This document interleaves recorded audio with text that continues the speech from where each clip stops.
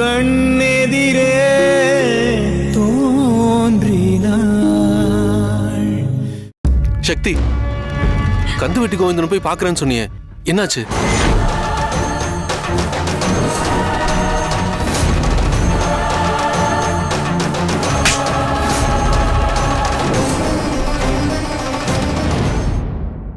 என்னாச்சு சக்தி?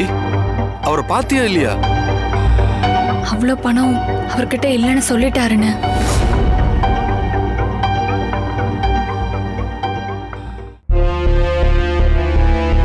சக்தி, டாக்டர் வர்றாரு. Doctor doctor, இப்போ என் ஹஸ்பண்ட் எப்படி இருக்காரு? திடீர்னு அவருக்கு ஃபிக்ஸ் வந்துச்சுமா. சரியான நேரத்துல இவங்க கவனிச்சதுனால அவரை காப்பாத்த முடிஞ்சது. ஆனா சீக்கிரமே அவருக்கு ஆபரேஷன் பண்ணணும். அப்பதான் அவர் உயிருக்கு எந்த ஆபத்தும் இல்லாம இருக்கும்.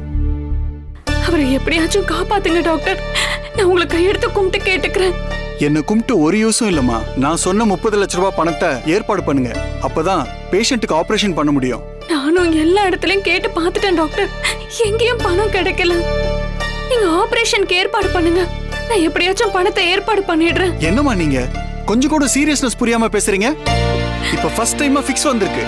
இதுக்கு மேலயும் நம்ம ஆபரேஷன் பண்ண டிலே பண்ணோம்னா ரொம்ப சீரியஸ் ஆயிடும்.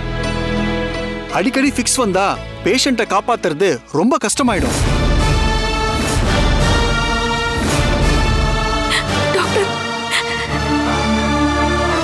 பணம் இல்லாம எந்த காரியமும் நடக்காது. அதனால முதல்ல பணத்துக்கு ஏற்பாடு பண்ணுங்க. இல்லனா உங்க ஹஸ்பண்ட நீங்க இழக்க நேரிடும்.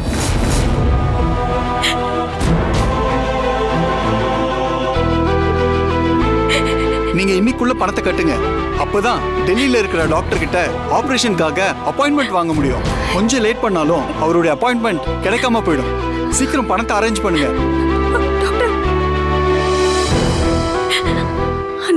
இப்ப என்ன பண்றதுன்னு 30 லட்சம் ரூபாவை டாக்டர் கட்ட சொல்லிட்டு போறாரு. அத எப்படி நான் கட்ட போறோம்? சக்தி, அழாத. பணத்தை புரட்டுறதுக்கு என்கிட்ட ஒரு ஐடியா இருக்கு. அதை செய்யலாம். முதல்ல என்ன செய்யலாங்கிற? கிரவுட் ஃபண்டிங்ல பணம் கேட்கலாங்க. கண்டிப்பா கிடைக்கும். கண்டிப்பா கிடைக்குமா அண்ணி? கிடைக்கும் சக்தி. இந்த மாதிரி ஒரு அவசரமான சிச்சுவேஷன்ல கிரவுட் ஃபண்டிங் தான் நிறைய பேருக்கு ஹெல்ப் பண்ணிருக்கு. நாம சிவா அண்ணனோட நிலைமைய ஒரு வீடியோவா ஷூட் பண்ணணும். அப்புறம் அத டீடைலா விளக்கி ஒரு ஸ்பீச் கொடுக்கணும். அந்த ஸ்பீச்ல இமீடியட்டா 30 லட்ச ரூபாய் தேவைங்கிறத சொல்லி ஹெல்ப் கேட்கணும். கண்டிப்பா பணம் கிடைக்கும். ஆனா அதுல உடனே எல்லாம் பணம் கிடைக்காது. சோசியல் மீடியாவில் நாம அப்லோட் பண்ணி கொஞ்ச நாளைக்கு அப்புறமா தான் பணம் வரும். அதுவும் 30 லட்சம் ரூபாவும் மொத்தமா வராது, கொஞ்சம் கொஞ்சமா தான் வரும். ஆனா நமக்கு இங்க சிச்சுவேஷன் அப்படி இல்லையே. இன்னும் 2 நாளைக்குள்ள பணத்தை கட்டணுங்கிறாங்களே. கடவுளே, இனிஷியலா ஏதாவது ஒரு அமௌண்ட் வந்தா நல்லது தானே. அது அட்வான்ஸா கட்டி ஆபரேஷன் பண்ண சொல்லலாம். அதை ட்ரை பண்ணலாம். ஆனா அதை விட பெட்டரான யோசனை எனக்கு ஒன்று தோணுது. அதை ட்ரை பண்ணா கண்டிப்பா பணம் கிடைக்கும். அண்ணே, நீ சொல்றதையே பண்ணிடலாம் அண்ணே. என்ன பண்ணலாம்னு சொல்லுன்னு. சொல்ற சக்தி. திவ்யா, இங்கே இருந்து சிவா சாரை பாத்துக்கோ. டாக்டர் ஏதாச்சும் மெடிசன் வாங்கி கொடுக்க சொன்னா நீ வாங்கி கொடு. நானும் சக்தியும் பணத்தோட வரோம். வா சக்தி, போலாம். இங்க பாத்துக்கோங்க. சரி.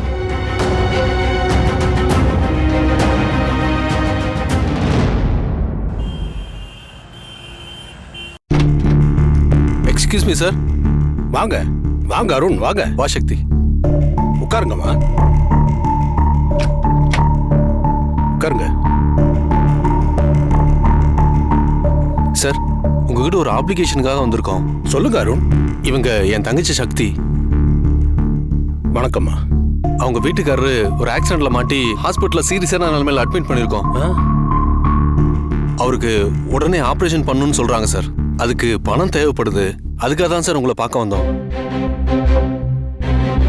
ஏற்கனவே ஒரு ஸ்டார்ட் அப் பிசினஸ்க்காக ஒரு ப்ரொபோசல் கொடுத்திருந்தேனே சார். அதுல 50 லட்சம் ரூபாய் லோன் தரலான்னு சொல்லியிருந்தீங்க. அதை மைண்ட்ல வச்சுதான் என் தங்கச்சி இங்க கூட்டிட்டு வந்தேன் சார். அந்த லோன் அமௌண்ட்ல உங்க பர்சனல் இன்ஃப்ளூயன்ஸை யூஸ் பண்ணி ஒரு 30 லட்ச ரூபா கொடுக்க முடியுமா சார்? ஒரு வாரத்துக்குள்ள அந்த அமௌண்ட் எல்லாத்தையும் திருப்பி கொடுத்துருவேன் சார். எங்க பாஸ் பூமிநாதன் சார் US வரைக்கும் போயிருக்காரு. அவர் வந்ததுக்கு அப்புறம் அவர்கிட்ட வாங்கி நான் ரீபே பண்ணிடுவேன் சார். உங்க பாஸ் பூமிநாதன் எனக்கு ரொம்ப நல்லா தெரிஞ்சவர் தான். அவர் மேல இருக்கிற நம்பிக்கையில என்னால பணம் தர முடியும் அருண்.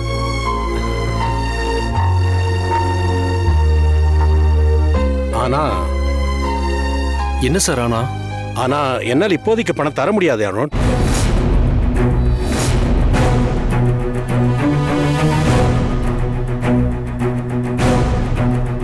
ஏன் சார் பணம் தர முடியாதுன்னு சொல்றீங்க?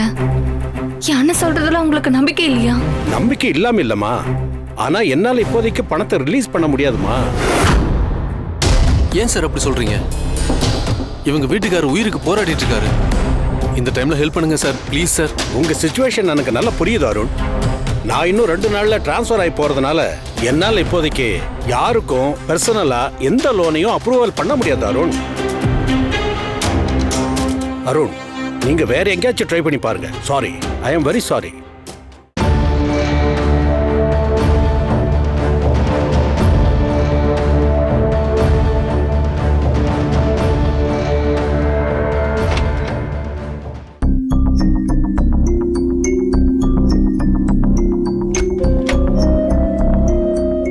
அண்ணே, நீ ஹாஸ்பிட்டலுக்கு போ. நான் ஒரு இடத்துக்கு போய் பணம் கேட்டு பார்த்துட்டு வரேன். எங்க போற சக்தி? நானும் கூட வரேன். பரவாயில்லண்ணே, நீ போய் சிவா சாரை பார்த்துக்கோ. நான் மட்டும் போய் கேட்டு பார்த்துட்டு வந்துடுறேன். சரி சக்தி, பார்த்து போயிட்டு வா.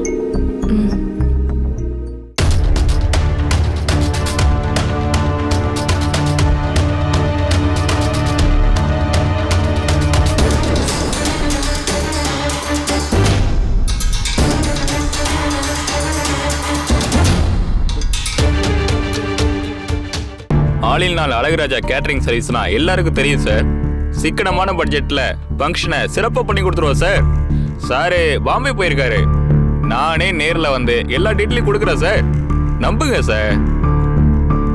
Okay sir, okay sir, okay sir. ஏ சக்தி, உன்னை பார்த்து எவ்வளவு நாள் ஆச்சு? என்னம்மா திடீர்னு வந்திருக்க? நீ வருவான் நான் கொஞ்சம் கூட எதிர்பார்க்கலாமா? வாமா உட்காரு. அண்ணே, இப்ப நான் ஆறாமற உட்கார்ந்து பேசுற நிலைமையில நான் இல்ல. ஏன் சக்தி, என்னமாச்சு? ஏன் அழுவுற? என் வீட்டுக்காரருக்கு அடிபட்டு ஹாஸ்பிட்டல்ல சேர்த்திருக்கேன்னு. என்னமா சொல்ற? உனக்கு கல்யாணம் ஆயிருச்சா? ஆமாண்ணே, என்ன கட்டிக்கிட்ட பாவமோ என்னமோ தெரியல, அவருக்கு இப்படி ஆயிடுச்சு. அழாதம்மா, உன் வீட்டுக்காரருக்கு எதுவும் ஆகாது. சரி, டாக்டர் என்னமா சொன்னாரு? மூளைக்கு போற நரம்புல ரத்தம் உறைஞ்சிருச்சாம். அது ஆபரேஷன் பண்ணி எடுக்கலனா அவரை காப்பாத்த முடியாதுன்னு டாக்டர் சொல்றாருன்னு. அதுக்கு 30 லட்சம் செலவாகும்னு சொல்றாங்க. 30 லட்சம்?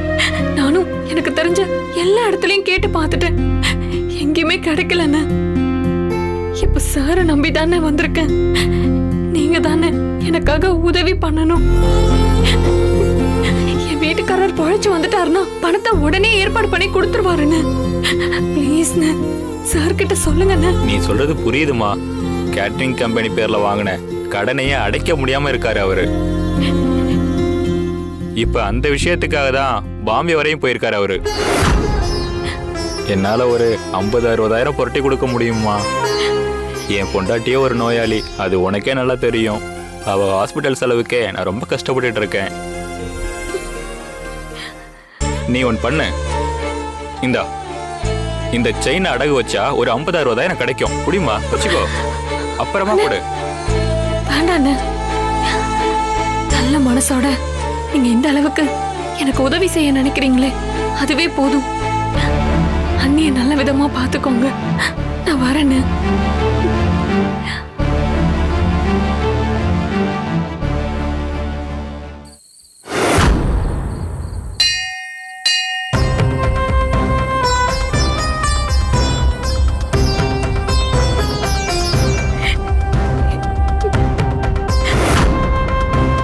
என் வீட்டுக்காரர் தலையில் அடிபட்டு உயிருக்கு போராடிட்டு இருக்காரு. உடனடியா ஆபரேஷன் பண்ணணும், இல்லனா அவரை காப்பாற்ற முடியாதுன்னு டாக்டர் சொல்றாரு. அந்த ஆபரேஷனுக்கு 30 லட்சம் கேக்குறாங்க. எல்லார்கிட்டையும் நானும் கால விழாத குறைய கெஞ்சி பார்த்துட்டேன். எங்கேயும் பணம் கிடைக்கலமா. கடைசியில நீதான் கதின்னு உன் காலடியில வந்து நிக்கிற. நீ கதின்னு வந்தவங்கள நீ எப்பவுமே யாருமே கைவிட்டதில்ல. இப்ப நானும் அப்படிதான் வந்து நிக்கிறேன். என் வீட்டுக்காரரை காப்பாத்தி கொடு. எனக்கு உன்னை விட்டா வேற யாருமே இல்ல.